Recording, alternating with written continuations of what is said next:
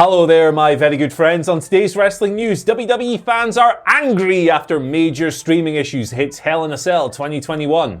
Did Charlotte Flair and Rhea Ripley just double turn at Hell in a Cell? Drew McIntyre has been banned from fighting for the WWE title while Bobby Lashley is champion. And two major WWE stars backstage at Hell in a Cell. I'm Adam Nicholas. And I'm Andy Murray. And this is the news. There we go. There you go. There we go. Let's kick this thing off by talking Hell in a Cell 2021, last night's pay-per-view. Unfortunately, one of the big stories coming out of this has nothing to do with the content of the show itself, but people not being able to access the content of the show on Peacock. So it turns out there were a bunch of streaming issues with the show last night. Very unfortunate. You hate to hear it. But it happened, and we're going to talk about it. Mark Middleton of Wrestling Inc. came through with some comments on the situation, noting about how the kickoff show in particular was blighted. There was a CDN error that prevented people from accessing the show. People were trying to watch Natalya versus Mandy Rose, the 5-star classic on the pre-show. Things eased up eventually, but that was only the beginning of the night's issues. It should be noted that there were no issues with the kickoff show on WWE.com and YouTube, so you could watch it on those platforms, but if you're trying to watch it on Peacock, there was a good chance you were going to have some errors. Now, the main card was plagued by problems, apparently. Buffering issues everywhere, the app crashing back to its original front page. And that caused another problem with, Twitter accounts, WWE's Twitter and the network's Twitter and everything else, kind of posting out match results while people are trying to watch it, but they're behind because of the errors. So things are getting spoiled. It's a whole cocktail of just a pain in the ass. It sounds like a real pain in the ass. Now, Middleton himself describes the whole card, saying that the only match that he personally was able to watch without issues was Cesaro versus Seth Rollins. Rhea Ripley versus Charlotte Flair was described here as unwatchable. That's not a reflection of the quality of the match.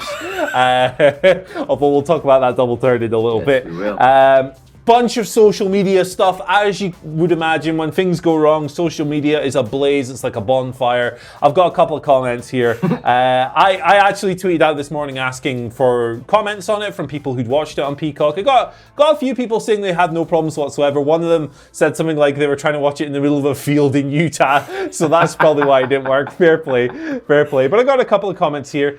Thomas Solis says that Peacock wouldn't play the first 20 minutes. That a pain in the ass. The Salt of 540 followers, A. Combe, I hope I've said your name right, says, the video packages where they freeze the video right before a big impact move so they don't give any satisfying action away on free TV? It was pretty much like that. Electric Wooloo Palooza says, I had buffering issues pretty much every 5 minutes. I gave up right around the start of Owens versus Zayn. And Scott Mitchell here, not someone who replied to me, but an independent comment tweeting Peacock said, and I just like this because it's quite sweary. I say this with all the sincerity in my mind and heart and body. F Peacock. The worst thing WWE could have ever done is moving their network to that shitty app. Can barely enjoy the show because this app keeps acting up. I miss the WWE network. Now, over here in the UK, where we still have access to the network, I didn't have any problems. I haven't heard of any widespread problems, but it sounds like Peacock kind of pissed the bed a little bit there, Adam Nicholas. It does indeed. Although maybe, given the sort of overall reaction, it seems, perhaps, from Hell in a Cell, maybe you were better off. Maybe just those buffering issues were trying to help you have a better time in blanking out, not having to watch as much of the show. But yeah, no, jokes aside, this is not ideal, especially considering how fresh this is on Peacock. You kind of want this to be a better experience, I would imagine, if anything, for fans who have already had their accounts on the network that were going pretty damn well before then. You don't really want to see this, especially not on pay-per-view night. I can't imagine Peacock were happy, but I can imagine even more so Vince McMahon wasn't very happy either about this. Yeah, I can't imagine he was too chuffed in his ivory tower reading these complaints and everything else. Tough situation. The transition over to Peacock hasn't been 100% smooth. Still issues with rewinding and pausing, I understand. But hopefully something that they'll be able to iron out. The network itself is a great service. I am dreading the day when it goes away in Europe, as it has done in the United States, particularly when you hear stories like this. So here's hoping that the problems are ironed out. But man, if I was in America, I would really be missing the network right now, for sure. Yep, thankfully though, that sounds like an American problem. For now, at least. I look forward to that coming back to bite us in the backside. But can't wait. Let's talk about the actual pay-per-view, shall we? And some of the matches and some of the things that were going on this pay-per-view. Specifically, Charlotte Flair versus Rhea Ripley. Now, if you're just joining us, Charlotte Flair defeated Rhea Ripley by disqualification, though. And therefore, Rhea Ripley is still your Raw Women's Champion. Sorry to get all your hopes up. I know you wanted another Charlotte title reign. But more importantly here, we're talking about the potential of what might have been a double turn, Andy Murray. They were already heels, one of them. Charlotte Flair and Rhea Ripley switching roles, the old Brett and Austin kind of thing going on here at Hell in a Cell. So last night, Ripley and Charlotte wrestled away, had a great match. Charlotte worked the leg of Ripley's all match, but then at the end, it had become to the point where Rhea's leg was completely done in and she was desperate. As you will remember, a similar story that played out at WrestleMania 36, I want to say now. I can't remember with the years. Who knows what years and times are anymore. Either way, after that, Rhea Ripley got herself disqualified, smashed Charlotte with the announce table panel. She then disqualified, retained her title, but then after the match, the brawling continued. Ripley hits the riptide and then kind of arrogantly, the attitude started to come out. She was demanding to be sort of declared that she was the disqualification. She kind of took it on her head and said, I'm the man now. I'm the man, you know what I mean. And basically, Rhea Ripley, full of attitude and potentially heel now. Charlotte Flair, the sympathetic one here, I guess, Andy Murray, getting her ass kicked and losing out on that title because of a disqualification. And, of course, Kevin Dunn gets to press his boo.wav button multiple times for Rhea Ripley. Yes, he does. A very curious move, this. It seems like a way for WWE to extend a feud that, going by my timeline at very least, nobody really likes. Yeah. Which is a curious choice to say the least. They've done a good job of making Rhea Ripley quite unlikable on the main roster so far. So if that was their end game, with this apparent turn, then I guess they've done what they wanted to. But I'm eager to see how it plays out on Raw, as always. I'm sure Raw will be a riveting show with lots of satisfying developments across the board, and that everything will be well. Somehow this situation is going to end up in Nikki Cross beating both of them in a 2-minute beat the clock challenge and then dancing on the table with the title. Speaking of titles, good transition. Drew McIntyre can no longer fight for the WWE Championship. He lost to Bobby Lashley at Hell in a Cell last night. The stipulation was if McIntyre loses, he can no longer challenge for the belt while Lashley is champion. But it was kind of a caveated finish. There was a ref bump, there was 2 interferences from MVP, which was eventually decisive. Lashley got the roll-up for the win. You wonder if maybe they've done this so that Drew can come out on Raw and go, I was unfairly beaten, so I deserve another title shot. Which, is something that WWE might do, knowing their history and going back on stipulations and everything else. But if not, it's a chance for Bobby to move on to someone fresher. I guess we've seen him and Drew a lot. The match was really good. Generally speaking, they beat the absolute tar out of each other. Drew shared a gross picture of his back afterwards. But no more title shots for him until somebody changes their mind tonight. Yes, I have a feeling that unlike the sort of longevity that the Cody Rhodes angle in AEW seems to have kept on to, my guess, Andy Murray, would be that maybe this one won't last over in WWE. That's just me, though. Hey, It's not like I've got anything to base that off, apart from years and years of them completely changing things around like that. Just a couple of days after, usually. Just get thrown out the building, you're back in the next night. Get banned from winning the title, you're in the match the next night for that. A rematch on Raw, what's the money?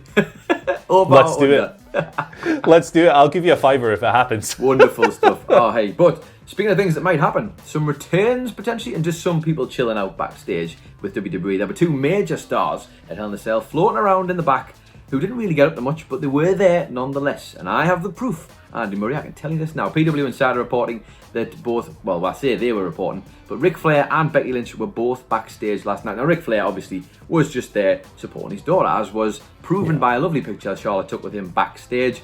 Ric Flair's always going to get it. He's always going to get a woo and a pop from everybody, so nice little picture of him. But I guess the one you're more interested in, perhaps, is Becky Lynch, of course. We are all kind of curious to see when she might be coming back. You recall earlier, Fightful Select recently reported about her being back, and we got a picture of her looking rather jacked, Andy Murray, and in good nick. I should imagine she's had lots of time. I say lots of time. She has become a mother, of course, so she's probably juggling both quite well. But There's no actual report on when Lynch might be coming back, but she was definitely there, and she had been at the, how do you pronounce it, Andy Murray? The Youngling Center in Tampa, Florida. I can never get that right. Yingling.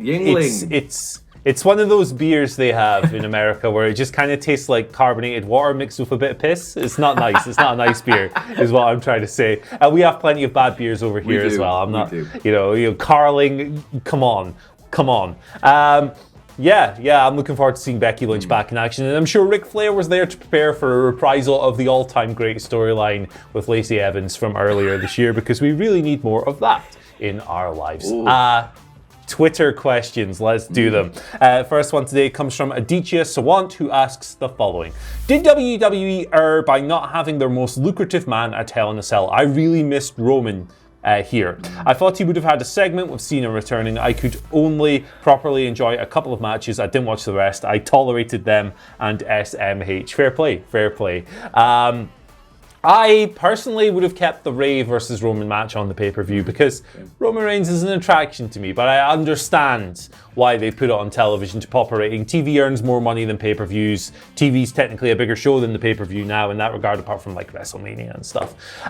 So I get why they do it, but I would have liked that match on pay-per-view, for sure. Or at least have them on for a segment. Yeah, I can't really add much more to that. I mean, we always want to see the big stars on the pay-per-views. Roman Reigns is one of the big, if not the biggest in WWE at the minute. Should have been on the pay-per-view. IMO, but what are you going to do?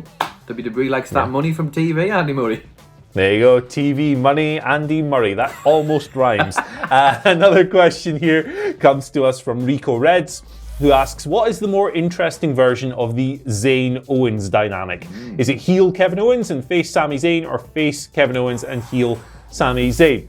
I think that they are both great, genuinely, but I will always have a preference for heel Kevin Owens and face Sami Zayn. Zayn is a tremendous troll heel, but I think he's an all-time great babyface. And, you know, going back to the Ring of Honor stuff, all that stuff's great. I love that feud in particular. But the way Kevin Owens came in to NXT was just so great, and I have so much nostalgia for that. So that would be my answer.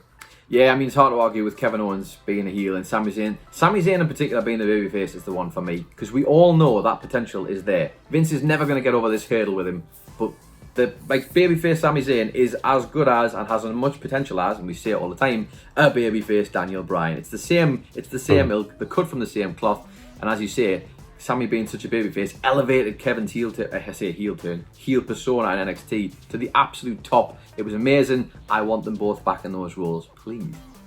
Yeah, absolutely. And our final question today comes from Mark Lee Willis, who asks the following. Morning, is it possible to ask for a shout out on my birthday? Yes, it is. Happy birthday, Mark. And then, if you had a wrestling figure of yourself, what accessory would you want to come with it? Man, a comb, probably. A comb. Very wishful thinking from my behalf. But, you know, I could use it to comb all the hair that I have. Yes. I like this. I haven't really thought this one Well, through. I'll tell you what, we'll go on a similar vein then. First off, happy birthday, Mark. Thank you as always for all the times you get in touch with WhatCulture over Twitter. We enjoy your company. But on top of that, if you're going to get a comb, then I think, as a man who stands at a whopping 5'8", I think I'll have a ladder, please, and then I can at least get those high shelves that I just can't reach. You know, I'm always trying to get there, but if I go up the ladder as slowly as they do, I might never actually get the things I'm trying to grab. To be fair, the premise of this is actually a lot stronger than a lot of WWE gimmicks these days. Man has ladder because he's short. Man has comb because he's got no hair. At least there's logic. At least there's logic to it, man. Exactly. We would be in the 24/7 title division in a week. Think about this. If you and I merged together, we'd be the ultimate force. You'd have all of my hair and we'd have all of your height. That's it. A tall guy with hair. Yeah. Here we go. Here we go. We're cruising. We're going to hit that lofty goal of being 6 foot and having a full head of hair. We did it. We did it, man. Go team. Go team. Anyway, thank you for joining us for today's wrestling news. You can follow us on Twitter at WhatCulture WWE. Send us your Twitter questions. You can follow Adam Nicholas on Twitter at... It's Adam Nicholas, and you can follow Andy Murray on Twitter at Andy H. Murray. The H stands for... Just a noise. It's just a noise. See you later. Bye.